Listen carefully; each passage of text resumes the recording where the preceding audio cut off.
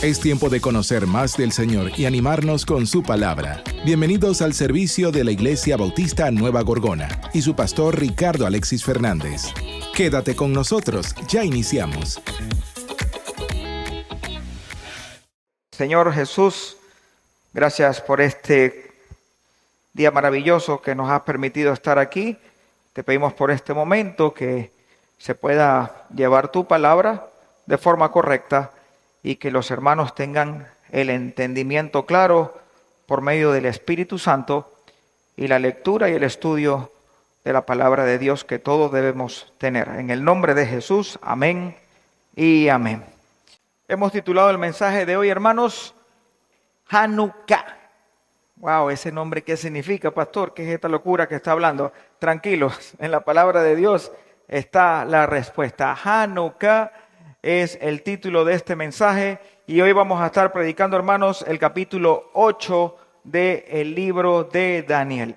Estamos predicando verso por verso y hoy entramos en el capítulo 8.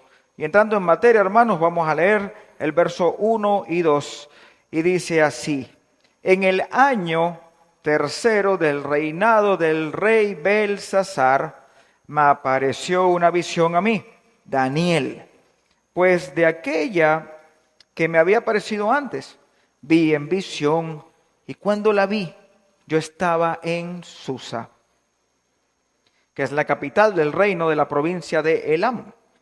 Vi pues en visión, estando junto al río Ulai. Y explicamos, hermanos queridos, la visión, si tú estás claro, y aprendimos en el capítulo anterior, ¿cuándo fue la visión que estamos leyendo? En el año tercero del rey Belsasar. ¿Qué quiere decir eso? De que Daniel físicamente está en el periodo de Babilonia.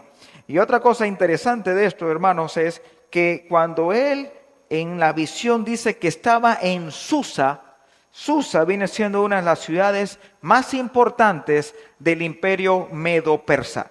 Ustedes recuerdan, hermanos, que en el capítulo anterior la visión que tuvo Daniel era referente a las 4 bestias.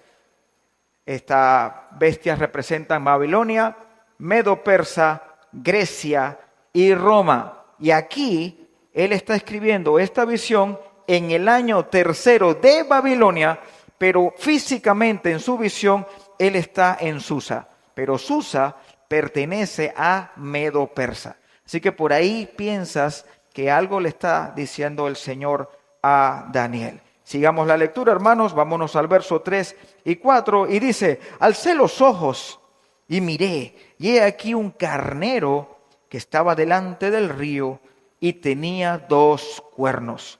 Y aunque los cuernos eran altos, uno era más alto que el otro, y el más alto creció después.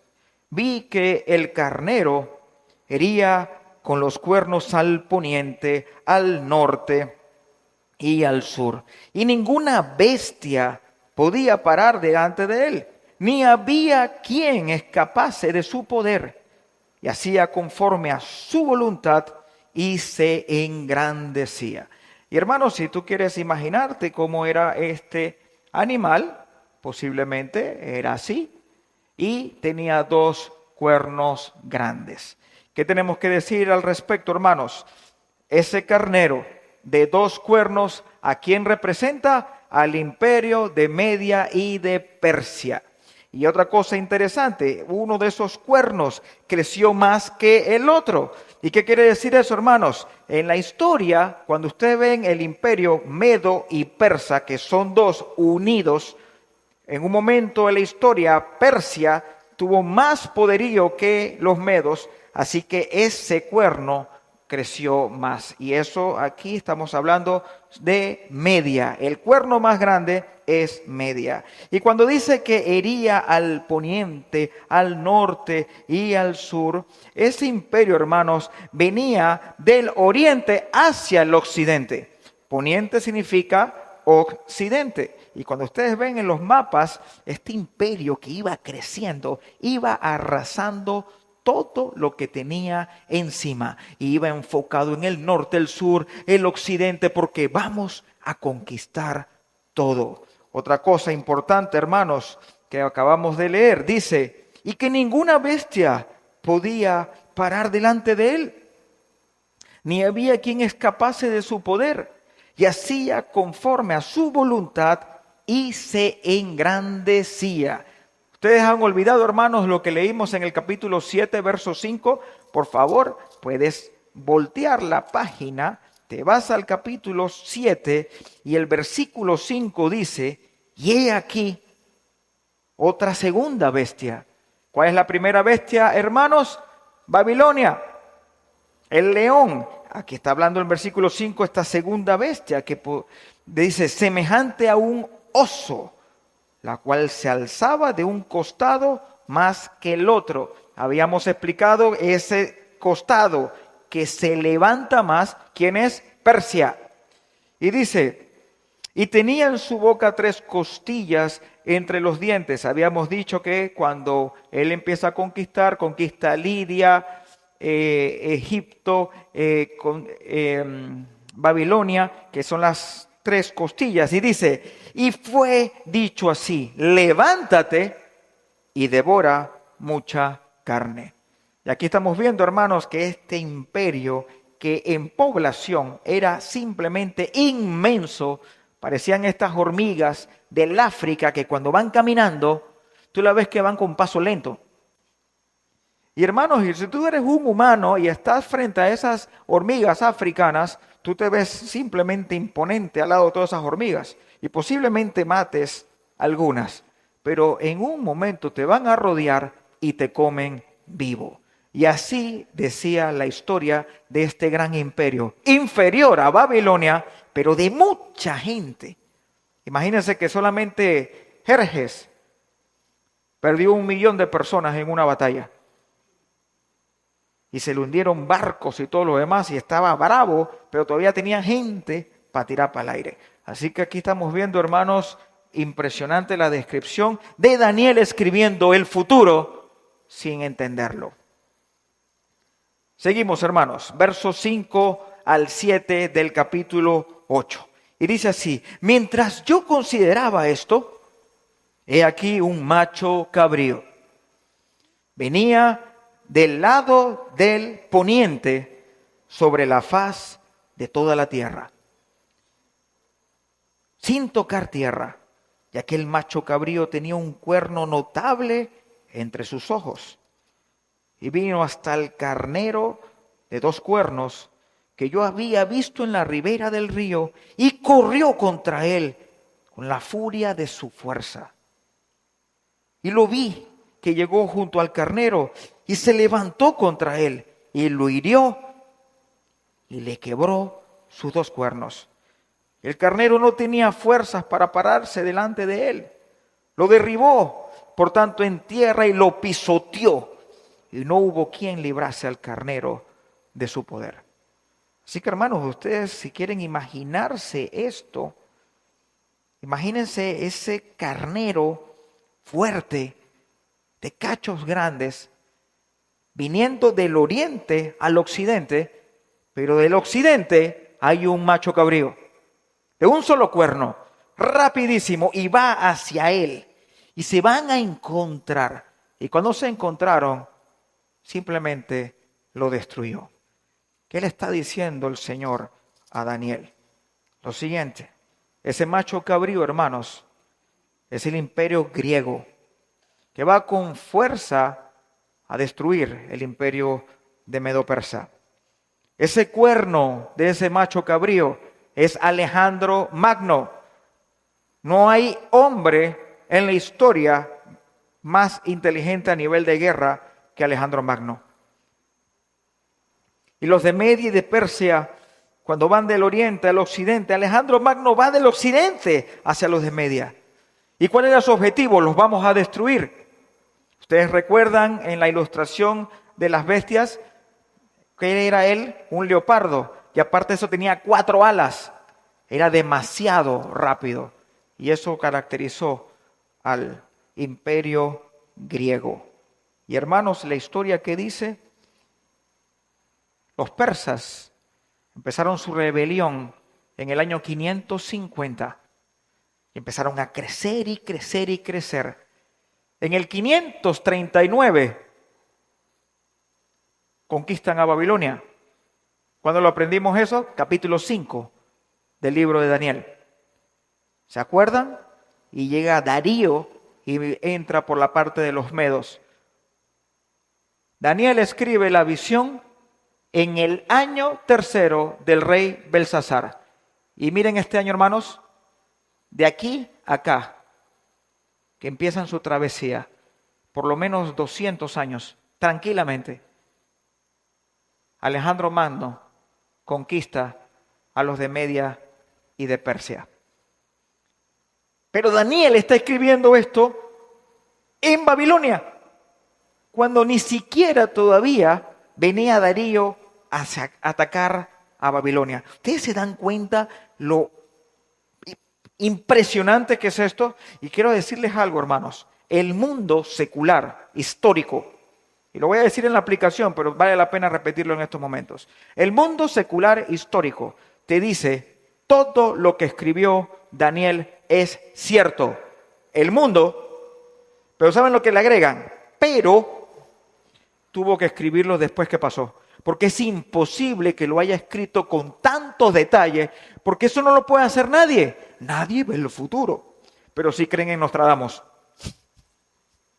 Pero lo misterioso es que tiene que pasar la trastada, buscar las páginas de Nostradamus y emparapetar. ¿Viste? Sí lo dijo. Daniel escribió los 4 imperios, él estando en Babilonia, y inclusive habló del anticristo y del anciano de días cuando viene a poner su reino aquí por 1000 años. Entonces, hermanos, el mundo hace un favor diciendo que todo es cierto, pero nosotros como cristianos no nos interesa que ellos digan que fue después. La Biblia confirma la historia y no la historia la Biblia. La Biblia es la verdad absoluta. Sigamos, hermanos, versos 8 y 9. ¿Y qué pasa con este macho cabrío? Y dice, el macho cabrío se engrandeció sobremanera, pero estando en su mayor fuerza, aquel gran cuerno fue quebrado, y en su lugar salieron otros 4 cuernos notables hacia los 4 vientos del cielo. Y de uno de ellos salió un cuerno pequeño, que creció mucho al sur y al oriente y hacia la tierra gloriosa. Aquí estamos viendo, hermanos, Alejandro Magno con solo 33 años muere. 33 años. Yo tengo 42 años que cumplí en agosto, gracias a Dios, y yo me siento fuerte que puedo hacer muchas cosas. Imagínate ese gran guerrero que él no estaba mandando a pelear, él peleaba. Era un tipo totalmente notable, pero el alcohol, los vicios, el desorden hizo que muriera a la edad de 33 años. Y cuando él muere, hermanos, su reino, que él, llegó un momento que él lloró. ¿Y por qué lloras, Alejandro Magno? Él dice, es que ya no tengo más nada que conquistar. Su mente era que había conquistado todo. Imagínate estar en el grado de decir, yo creo que conquisté el mundo completo. No puedo más. ¿Por qué? Es que no hay más nada. Imagínate esa mente. Y a los 33 años muere y todo ese imperio se divide en sus 4 generales. Y esos 4 generales son Casandro, Ptolomeo I, Lisímaco, y pongan atención, hermanos queridos, de Seleuco sale Antíoco IV Epífanes. Por eso que ustedes ven que en la última parte del versículo que acabamos de leer y dice, y de uno de ellos salió un cuerno pequeño que creció mucho al sur y al oriente y hacia la tierra gloriosa. ¿Y esa tierra gloriosa qué es? Jerusalén. Y Antíoco, hermanos, lo vamos a ver bíblicamente, era una persona tan mala que simplemente se enfocó en destruir al pueblo de Dios.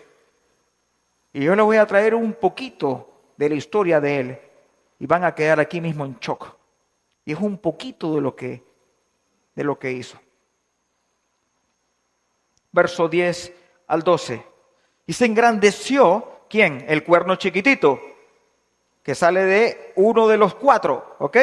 No pierdan el contexto. Y se engrandeció hasta el ejército del cielo, y de parte del ejército y de las estrellas se echó por tierra y las pisoteó. Aún se engrandeció contra el príncipe de los ejércitos, y por él fue quitado el continuo sacrificio, y el lugar de su santuario fue echado por tierra. Y a causa de la prevaricación le fue entregado el ejército junto con él, continuo sacrificio, y echó por tierra la verdad, e hizo cuanto quiso y prosperó. Atención, hermanos queridos. ¿Qué dice la historia de lo que acabamos de leer? Antíoco IV fue un rey griego del imperio Seleucida que gobernó Siria desde el 175 a.C. hasta el 164 a.C. Fue un gobernante despiadado, caprichoso, bizarro, blasfemo, y el odio y persecución a los judíos es lo que más se le destaca en la historia. Pongan atención. Él tomó para sí el título Epífanes. Su nombre es Antíoco IV, pero él se puso Epífanes, que significa el ilustre o Dios manifestado. En un acto de desprecio descarado, Antíoco saqueó el templo de Jerusalén, robando sus tesoros, levantando un altar a Zeus y sacrificando cerdos en el altar.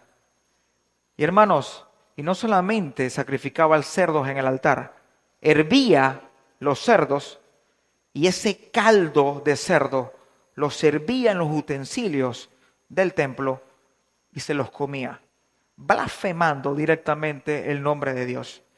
Él se creía superior a Dios y lo demostraba con estas blasfemias simplemente descaradas y horripilantes. Y dice, cuando los judíos expresaron su indignación por la profanación del templo, Antíoco respondió matando un gran número de judíos y vendiendo a otros como esclavos. Y dice, emitió aún más decretos draconianos. ¿Y de qué consistían estos decretos? Realizar la ceremonia de la circuncisión era castigado con la muerte.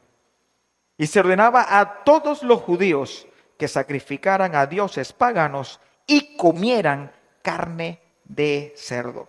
Ustedes recuerdan, hermanos, que cuando Pedro recibe la visión, ve a donde Cornelio, hay unos alimentos allí, y le dice, mata y come. Oye, pero ¿cómo es posible que yo como si esto es inmundo? Cuando llega donde Cornelio, dice, no sabes cuán abominable es para un judío entrar en una casa de gentiles. Qué saludo tan horripilante hizo Pedro, pero fue. Después se da cuenta, Dios no hace acepción de personas. Pero en este momento, hermanos, Jerusalén tenía normas que vienen desde los principios de los siglos. Y Antíoco sabía que esta nación seguía esas normas para honrar a un Dios todopoderoso, y por eso que él hacía decretos simplemente para blasfemar el nombre del Dios todopoderoso. Y hoy en día, hermanos, podemos encontrarnos con gobernadores así en pleno 2024. Sigamos leyendo, hermanos. Vámonos al versículo 13 y 14 de Daniel 8, y dice así: entonces oí a un santo que hablaba, y otro de los santos preguntó a aquel que hablaba: ¿hasta cuándo durará la visión del continuo sacrificio y la prevaricación asoladora entregado al santuario y el ejército para ser pisoteados? Y él dijo: hasta 2300 tardes y mañanas, luego el santuario será purificado. Vámonos a ver qué dice la historia en estos versículos. Atención, y dice, cuando Antíoco llevó su ejército a Egipto, en el año 168 antes de Cristo, esta me encanta de la historia. Porque hermanos, todos esos bocones, porque la gente bocona es así, siempre va a encontrar a alguien más bocón que él. Y todas las iglesias que son boconas, donde no se predica el Señor, tarde o temprano el Señor les pone orden y los corta la cabeza. Porque están utilizando el nombre de Cristo en vano. Así que hermanos, el que está contra Dios y ves que no le da ni resfriado, tranquilo. O la paga aquí o la paga por la eternidad.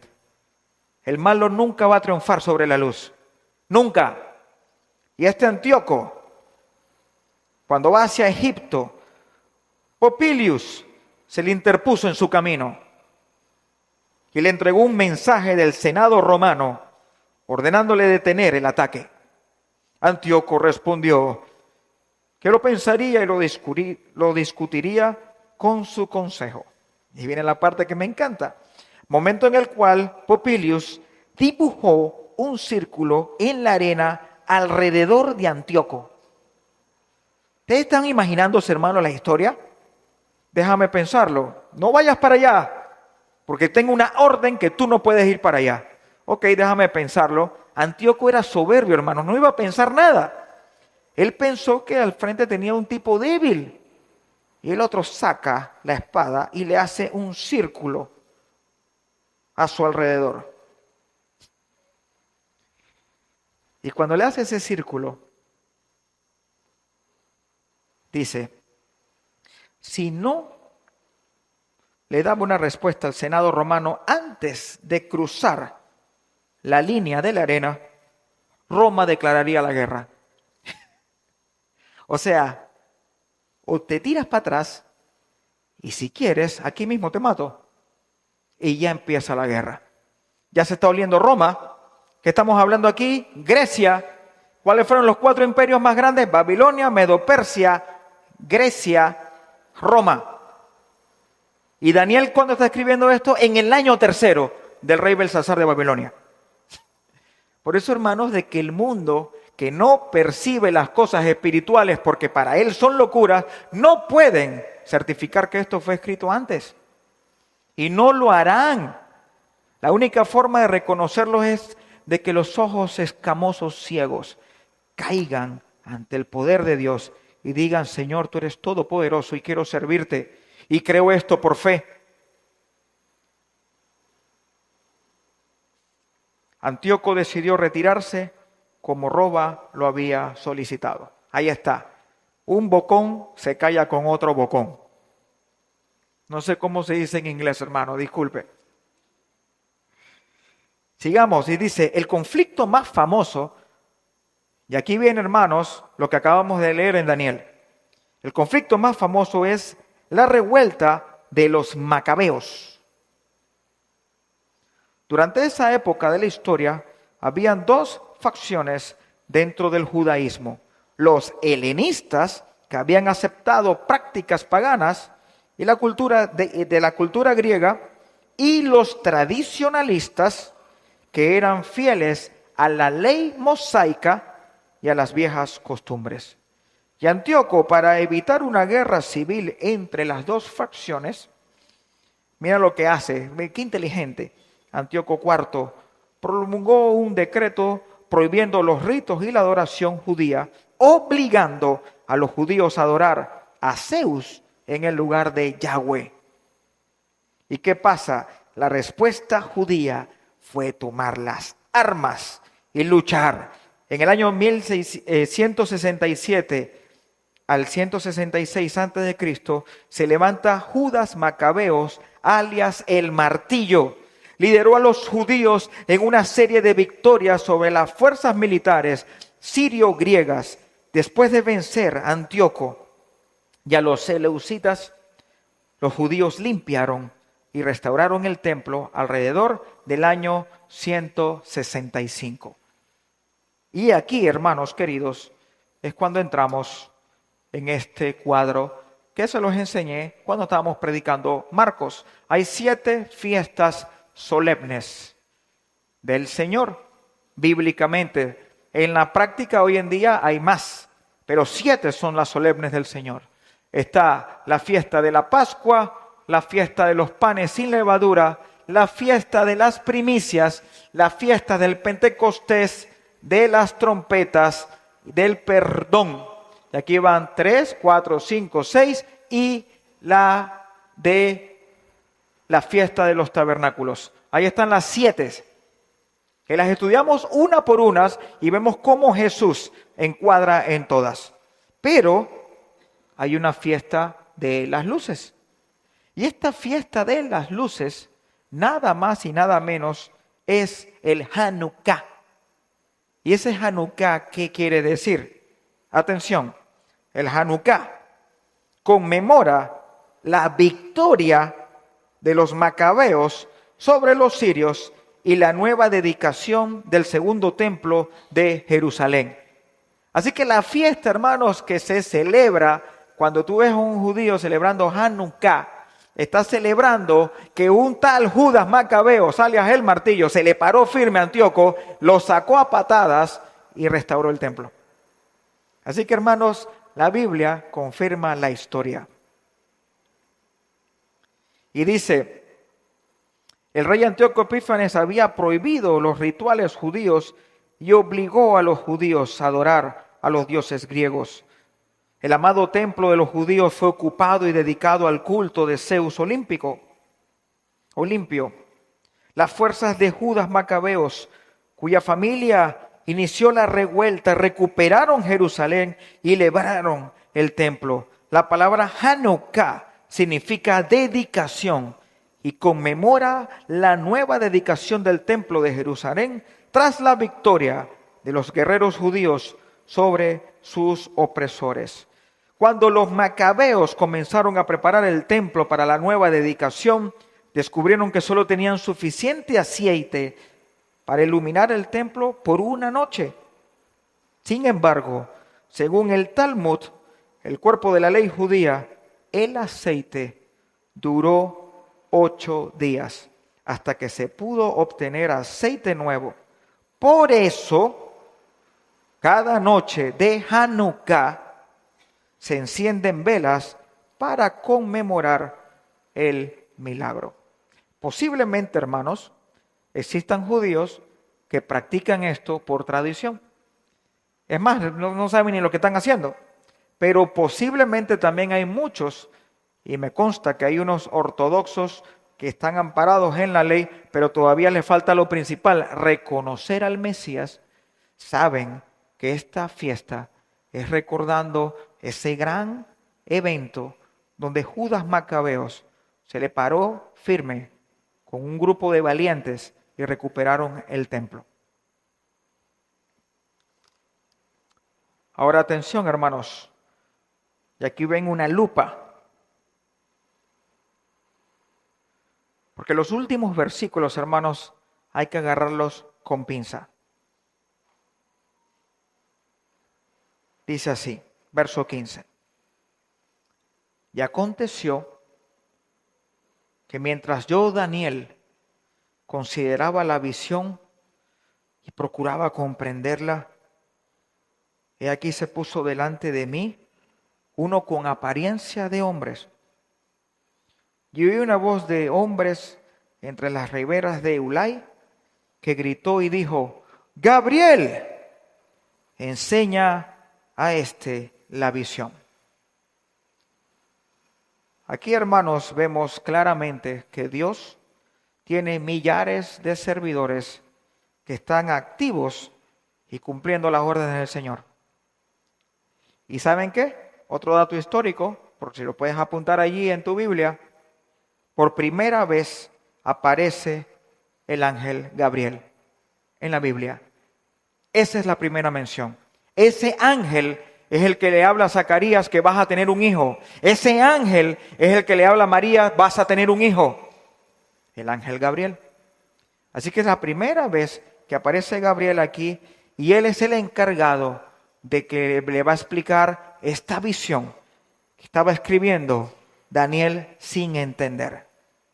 Y dice el verso 17, vino luego cerca de donde yo estaba, y con su venida me asombré, y me postré sobre mi rostro. Pero él me dijo, entiende, hijo de hombre, porque la visión es para el tiempo del fin. Y aquí estamos viendo, hermanos, algo de un juego de palabras, que tú tienes que tener estas palabras bien correctas y claras, porque si no te enredas. Resulta ser, hermanos, que haciendo esta prédica, este cuerno chiquitito que es Antíoco, lo confunden con el anticristo, que es el cuerno que está en el capítulo 7. Pero hay una gran similitud. Antíoco es como si fuese un déjà vu de lo que va a ser el anticristo. Lo mismo pasa con Faraón, lo mismo pasa con César. Son personas que simbolizan el comportamiento que va a tener el anticristo. Entonces aquí Gabriel le dice, tú no te preocupes, que yo te voy a explicar las cosas porque esto es para el fin de los tiempos. O sea, él está yéndose más allá del tiempo futuro que viene. No sé si me están haciendo entender, me estoy haciendo entender. Daniel está escribiendo el futuro y él se lo va a explicar.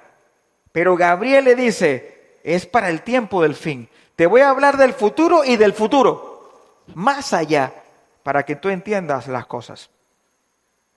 Sigamos leyendo y dice, mientras él hablaba conmigo, caí dormido en tierra sobre mi rostro. Te está hablando un ángel, hermanos, y acabas de escribir el futuro, inspirado por Dios. Obviamente este hombre estaba en shock. Cae dormido sobre su rostro. Y él me tocó y me hizo estar en pie y dijo, he aquí, yo te enseñaré lo que ha de venir al fin de la ira, porque eso es para el tiempo del fin. Nuevamente, aquí, Gabriel le está diciendo, te voy a hablar lo que se viene, mucho más adelante, pero no olvides lo que significa Antíoco, porque hermanos, hay algo lindo que hace nuestro Señor. Si el Señor explicara todas las cosas como están en el cielo, para nosotros sería abstracto por completo. Vamos a estar, pero ¿cómo es esto? Y el Señor siempre utiliza ilustraciones que nosotros podemos entender para tener una imagen de lo que se viene. Antíoco está haciendo un papel de anticristo, pero no es el anticristo. Porque aquí van a darse cuenta que el Señor ya le dijo un tiempo de muerte. Y el anticristo también tendrá un tiempo de muerte. Y él lo sabe, por eso que cuando tenga esa semana 70 en su poder, él va a aprovecharla al máximo, porque sabe de que en algún momento el anciano de días pone el orden en la tierra como tiene que ser. Verso 20 al 23. Y en cuanto al carnero, ahora se va al futuro, pero más cerca. Le está hablando del fin, ahora se acerca, pero sigue siendo futuro. Y dice, en cuanto al carnero que viste, que tenía 2 cuernos, estos son los reyes de Media y de Persia. Ahí está, el enigma ha sido resuelto. Lo curioso de esto es que él escribe esto estando en Babilonia. Wow. Y el macho cabrío es el rey de Grecia, y el cuerno grande que tenía entre sus ojos es el rey primero. Y el rey primero, hermanos, es Alejandro Magno. Abro un paréntesis, hermano. Yo sé que el hermano Mario va a captar lo que voy a decir porque es historia. Resulta ser, hermanos, que hay libros de Flavio Josefo. Cuando Alejandro Magno, en efecto, destruye a los medos, él empieza a ir por varias partes, y hay una parte de la historia, y se pone en tela de duda porque Josefo a veces escribía le metía como picante o medios inventos, pero está en la historia. Resulta ser que cuando Alejandro Magno empieza a conquistar y va para Jerusalén, un sacerdote se le acerca a Alejandro Magno y le entrega una copia del libro de Daniel. Recuerden de que Daniel lo escribió cientos de años antes que pasara, y le entrega la copia y le dice: mira, Daniel habló de ti, que tú ibas a conquistar. Aquí está Grecia y el rey primero, y el rey primero eres tú. Y la historia dice que en ese momento él adoró, apoyó y no tocó a Jerusalén y siguió adelante. Entonces esa la tienen en duda y no, verdad y duda, pero la historia lo dice. Pero resulta ser que Grecia no tocó Jerusalén. Así que, por ende, todo se inclina a que fue así. Pero, por eso fue que dije, abro un paréntesis. Es una ilustración y lo pueden buscar. Y dice así: el macho cabrío es el rey de Grecia, y el cuerno grande que tenía entre sus ojos es el rey primero. En cuanto al cuerno que fue quebrado, ¿se acuerdan que lo leímos? Y sucedieron cuernos en su lugar, significa que 4 reinos se levantaron de esa nación, aunque no con la fuerza de él. Esta frase célebre, divide y vencerás, se cumplió. Estamos aprendiendo, hermanos, desde el capítulo 2, que los diferentes imperios eran de mucho a menos. Así que obviamente era de muy fuertes a menos fuertes. Grecia fue fuerte, pero era más débil que Medo-Persa. Medo-Persa fue fuerte, pero era más débil que Babilonia. Pero todos iban decayendo. Y Alejandro Magno, con 33 años, lideró una gran nación, muere a los 33, se divide en 4 y por ende se vuelve más débil, y aquí está comprobado. Y al fin del reinado de estos, cuando los transgresores lleguen al colmo, se levantará un rey altivo de rostro y entendido en enigmas. Antíoco IV. Antíoco IV, alias Epífanes, que él mismo se lo puso, porque él es el Dios manifestado, el ilustre. Y su poder se fortalecerá, mas no con fuerza propia, y causará grandes ruinas, y prosperará, y hará arbitrariamente y destruirá a los fuertes y al pueblo de los santos.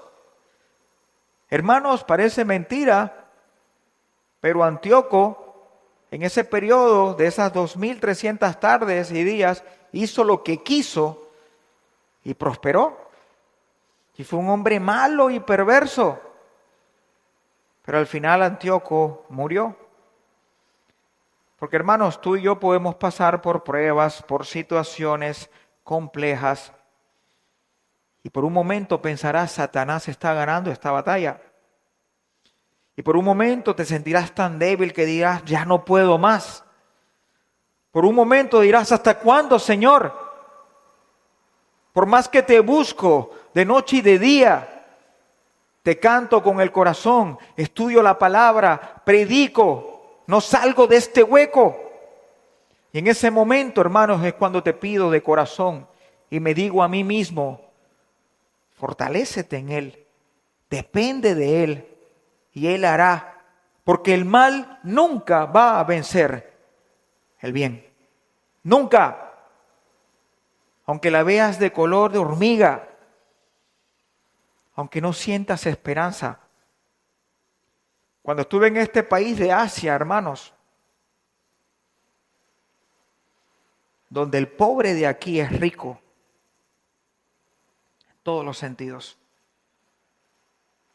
Y tú le dices a ese pobre que no tiene nada: Cristo es la esperanza, y él ve a su alrededor define mi esperanza. Cuando tú estás acá predicando y tú le dices, Cristo te ama, Cristo tiene la solución a tus problemas, y tú estás ahí sentado, hermano, y simplemente tu problema es tan grande, tú puedes estar pensando, yo quiero contarle al pastor mi problema para que él sepa que mi problema es más grande que Dios. Y resulta ser que no es así. Hermanos, esperar. Cuando vemos los salmos, Selah, medita, disfruta. Y disfruta aunque estés en la tormenta. ¿Tenemos problemas? Sí. Y si ahorita alzas la mano y dices, pastor, quiero que sepan que yo no tengo problemas, mi respuesta va a ser, gloria a Dios, mañana los tendrás. Porque siempre tendremos problemas. Pero nuestra confianza en Dios tiene que ser perpetua y fiel hasta la muerte. Este versículo está en pantalla, hermanos. Vámonos a Hebreos, por favor. Y gloria a Dios, al Espíritu Santo, que nos guía a toda verdad. Hebreos 11. Y este versículo se lo regalé a mi hermana Sandra en un viernes que estábamos en un culto. Cuando nos vamos al verso 1 de Hebreos 11, ¿qué dice? Es pues la fe, la certeza de lo que se espera, la convicción de lo que no se ve. Y si nos vamos, hermanos, al verso 5, lean el 5, y dice, por la fe Enoc fue traspuesto para no ver muerte, y no fue hallado porque lo traspuso Dios, y antes que fuese traspuesto, tuvo testimonio de haber agradado a Dios. Verso 6, pero sin fe es imposible agradar a Dios, porque es necesario que el que se acerca a Dios crea que la hay, y que el galardón, que es galardonador, los que le buscan. Y nos encanta este versículo y es ciertísimo. Vayas al verso 36. Y puede ser que cuando leamos el 36 en adelante, tú ahí sentado digas, ¡ese soy yo! Ahí yo estoy. Y dice, otros experimentaron vituperios y azotes, y además de estos, prisiones y cárceles. Verso 37, fueron apedreados, aserrados, puestos a prueba, muertos a filo de espada.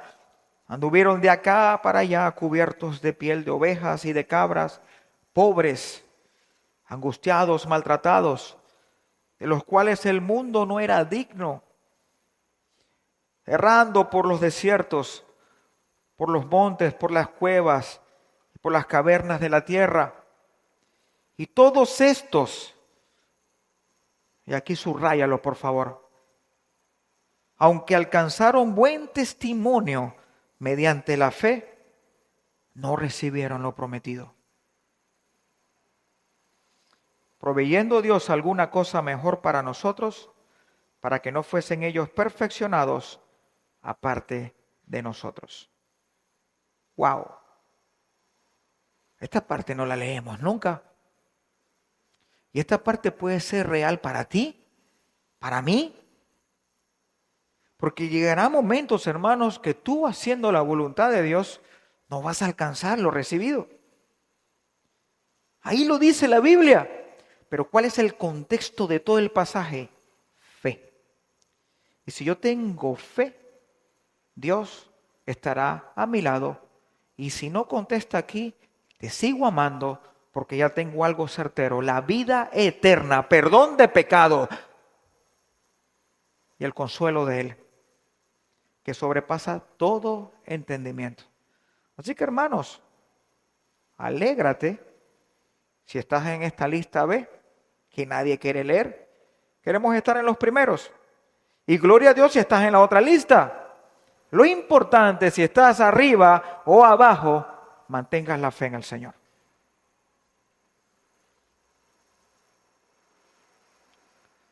Verso 25. Con su sagacidad hará prosperar el engaño de su mano. Estamos hablando de Antíoco. Y en su corazón se engrandecerá y sin aviso destruirá a muchos. Y se levantará contra el príncipe de los príncipes, pero será quebrantado, aunque no por mano humana. Y aquí vemos, hermanos, 5 cosas interesantes. Antíoco hará prosperar el engaño de su mano. Cuando ese cuerno chiquitito de la línea de Seleuco se levanta, no se levanta siendo un perverso, bizarro, loco como lo hemos leído. Se levanta dando supuestas soluciones. Y muchos creyeron en él y al final saca lo que era. Su corazón se engrandeció. Por eso que era tan descarado que tomaba caldos de cerdos en los utensilios del Señor. Y tiró todo lo del templo y puso a Zeus. A ese adónenle. Y el que está contra mí, pena de muerte. Porque yo soy el Dios ilustre. Y sin aviso destruyó a muchos. Era patán, soberbio. Se levantará contra el príncipe de los príncipes. Profanar el templo era irse directo contra Dios. Pero será quebrantado, aunque no por mano humanas. ¿Y qué quiere decir esta última parte? ¿Se dieron cuenta, hermanos, que esto también lo hará el anticristo? ¡Igualito! Así que, hermanos, aquí el Señor le está regalando a Daniel de un hombre perverso que vendrá y que tiene fecha de muerte, pero con las mismas características de ese cuerno chiquitito que vimos en el capítulo 7, que será el anticristo. Y por más poder que tenga, el anciano de día viene y va a poner su reino aquí. Hermanos, el mal nunca va a ganar. Nunca. Y si en Panamá ponen un decreto contra la iglesia, nos vamos a seguir congregando. Y se va a buscar la forma de congregarse y de compartir la palabra. Y si no se vende la Biblia, le sacamos copia a la Biblia. Porque mayor es el que está en nosotros que el mundo, que es pasajero, vano y perverso. ¿La oscuridad le va a ganar a luz? Tú apagas toda esta nave oscura y prendes un fósforo de este tamaño. Y ¡puf! Y se alumbra toda la nave. ¿Quién puede contra Dios? Nada y nadie puede contra Dios. Por eso, hermanos, que cuando tú estás de su lado, nada te saca de su mano. Pero se predica que la salvación se pierde. Cuando es un tema que no se discute, ¿la tienes o no la tienes? Y si la tienes, estás seguro. Pero esa cuestión, ¿la tengo o no la tengo? ¿La tengo o no la tengo? Espíritu Santo, ven. Me llené, pequé, perdí la salvación, no tengo el Espíritu. ¿Qué es eso? Y así se predica el Cristo de hoy. Y escuchen con atención, hermanos. Hay muchas fuentes que hablan sobre la muerte de Antíoco IV, Epífanes. Lo hablé ahorita en el culto con un hermano. Pero la mayoría tienen un punto en común. Y ese punto en común, hermanos, es que tuvo una grave enfermedad, dicen estomacal, producto del desgaste físico, mental, depresivo y espiritual. ¿Por qué? Porque cuando Judas Macabeos se le para a ese hombre, y ya el año anterior se le había parado Roma, y le hace el círculo, poco a poco se iba ese hombre soberbio, el Dios ilustrado, el elegido, se fue debilitando y hubo una enfermedad horrible y murió. Ahí pueden ver que le puse entre paréntesis, hermanos, porque la historia simplemente es historia, pueden buscarla. Fabio, Macabeos, Polibio, Erich Grum, Johann Ma, Altai Koskum, etcétera. Información hay para tirar para el rato, porque todo lo que está en la Biblia es cierto y no son fábulas, hermanos. Verso 26. La visión de las tardes y mañanas que se ha referido es verdadera. Y tú guarda la visión porque es para muchos días. Y yo, Daniel, quedé quebrantado y estuve enfermo algunos días. Obviamente, hermanos. ¿Tú te imaginas, hermanos, que te digan a ti en estos momentos de septiembre, hermano, tú tienes una empresa, ¿verdad? Sí, pastor, en diciembre está quebrada y perderás todo y vas a dormir en la calle. Tú vas a quedar, hermano, con un dolor de cabeza y tú vas a decir, yo no quiero que pase eso. Y vas a hacer todo lo posible para que no pase. Pero si eres de estos tipos que es que te lo digo yo, que soy el apóstol tal, voy a quebrar. Y ya dejas de trabajar y quiebras.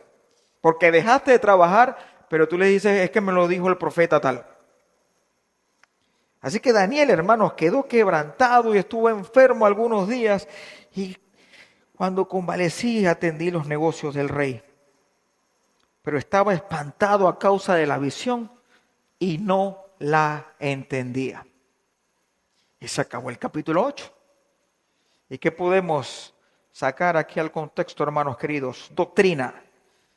Y doctrina, hermanos, vamos a buscar Salmos 138, verso 8.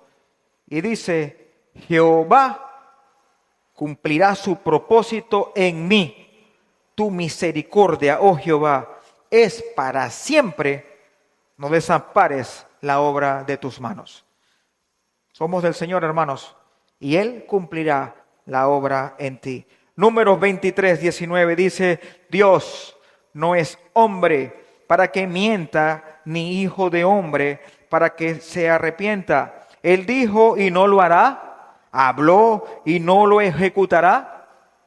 Hermanos, la Biblia está cerrada. Y si la Biblia dice que va a venir un anticristo, es porque va a venir un anticristo. Pero si la Biblia te dice que el anciano de días va a destruir el anticristo, es porque lo va a destruir. Y la Biblia es claro, hermanos, que la iglesia será arrebatada. Y nosotros no vamos a vivir ese periodo de ira contra la nación de Israel en esa semana pendiente, para sumar las 70 semanas que vamos a ver en el capítulo 9. Santiago 1:17 dice, toda buena dádiva y todo don perfecto desciende de lo alto, del Padre de las luces, en el cual no hay mudanza ni sombra de variación. Los historiadores eruditos confirman que todo lo que escribió Daniel es cierto. Pero todo fue escrito después que pasó, ya que es imposible haber dado tanta información exacta antes de que sucediera. Simplemente imposible. Eso te dice el enemigo. Y tú sabes, hermanos, que el mundo que es ciego, un ciego dando un consejo a alguien que ve, ok, el mundo es ciego. Y tú ves, el ciego te dice, ¿tú qué haces en la iglesia? El ciego te dice, ¿tú no sabes que ahí no te estás divirtiendo? Aquí te puedes divertir. El mundo que te dice, a tu problema yo te tengo la solución. ¿Tú te imaginas que un ciego te diga, yo puedo ver la solución en ti? Da risa, ¿verdad? Pero nosotros, ¿qué vemos? ¿Qué hacemos? Escuchamos al ciego. Y llega el mundo y te dice, esta es la solución. Es que yo quiero que te imagines eso. Hermano Juan, ven acá un momentito. Vas a salir en las redes, hermano. Es que hay que ser ilustrativo. Tápese los ojos, hermano, por favor. Ese es el mundo y yo veo en Cristo. Y Juan me dice, yo te tengo la solución. Mira, vete por aquí, por acá, por allá. Y yo que veo, y sé que estás ciego, le digo, gracias, hermano Juan, voy a seguir tus pasos. Dame la mano, hermano. No me puede dar ni la mano. Siéntese, hermano. Da risa, ¿verdad? Bueno, muchos cristianos están así, dormidos, sonsos. Se para cualquiera aquí a predicar, porque también hay pastores así yo tengo palabras para él, el otro domingo predicas. Y se sube ese hombre acá y sepa Dios qué dice, y todo el mundo, ¿qué pasó aquí? El ciego aconsejando al que ve. Así que, hermanos, usted tiene la última palabra. Y el último consejo que le doy es: lea, escudriñe, investigue, pregunte, desarrolle.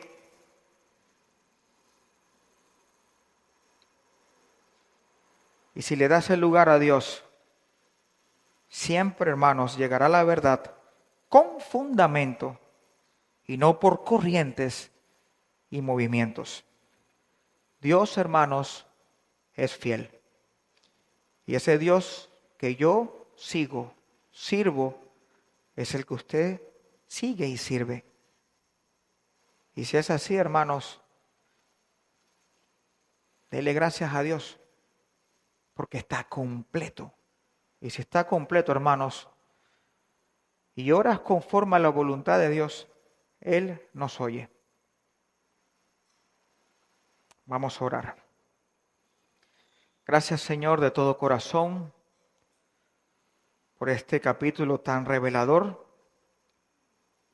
que en su totalidad ha sido cumplido. En el momento que Daniel lo escribe no se había cumplido, pero la historia se puede buscar que se cumplió todo tal cual, porque tú eres un Dios que no miente y que cumples todo lo que dices. Padre Santo, ese Dios de Daniel es el mismo al que yo sirvo. Padre, en momentos que nos sintamos angustiosos, sin entender lo que está pasando, Padre Santo, yo sé que tú me harás entender. Y tienes un propósito para que pase por esas situaciones que solamente tú sabes y tú controlas. Señor, agradezco por el fuego que estoy pasando en estos momentos. Y también agradezco la bonanza si estoy pasando en estos momentos, Señor mío. Tengo fe. Y esa fe quiero manifestártela a ti, amándote y creyéndote siempre. Gracias, Padre, por la vida eterna, el perdón de pecado, el consuelo y también la oportunidad de poder llevar tu palabra para que la luz de Cristo siga alumbrando hasta los confines de la tierra. En el nombre de Jesús oramos. Amén y amén. Dios me los bendiga, hermanos. Este ha sido un servicio online de la Iglesia Bautista Nueva Gorgona y su pastor Ricardo Alexis Fernández. Síganos en nuestras redes sociales y visítanos para alabar juntos al Señor.